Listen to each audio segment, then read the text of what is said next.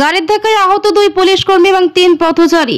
একটি 4 চাকা গাড়ি সিগন্যাল ভেঙে চলে আসায় কাবাক স্ট্রিটে আলিন পার্কের সামনে প্রথমে তাকে আটকানো হয়, তবে সেখান থেকে গাড়ির স্পিড বাড়িয়ে সিগন্যাল ভেঙে চলে যায়। তারপর আবারও বর্দার মার্কেটের সামনে পরবর্তী নাকা চেকিং পয়েন্টের বাড়িতে আটকানোর চেষ্টা হয়। সে সময় একজন সার্জেন্ট এবং এক ট্রাফিক হোমগার্ড 2 জনকে ধাক্কা মারে গাড়ি।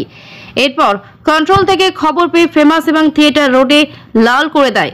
সামনে সিগন্যালে অন্য গাড়ি দাঁড়িয়ে থাকায় বেগতিক দেখে ওই গাড়িটি প্রথমে ফুটপাতে ওঠে, বাকি গাড়িতে ওভারটেক করে তারপর বিপরীত দিকে লেনে চলে আসে। ফুটপাতের ওঠার সময় 3 পথচারীকে ধাক্কা মারে, ফুটপাতের ধারে রেলিংয়ে গিয়ে ধাক্কা মারে, এমনকি বেশ কিছু গাড়িকে ধাক্কা মারে এবং একটি অফিসের বিল্ডিংয়ে ঢুকে গাড়িটি ব্লক হয়ে যায়। সিক্ত জনতা প্রথমে চালকের মারধর করে, তারপর পুলিশ চালককে এবং তার পাশের আসনে বসে থাকা সয়ারিকে জনতার হাত থেকে উদ্ধার করে তাদেরকে আটক করে থানায় নিয়ে যাওয়া হয়। চালক ও সাবারি এবং গাড়ি আটক করে শেক্সপিয়ার থানা।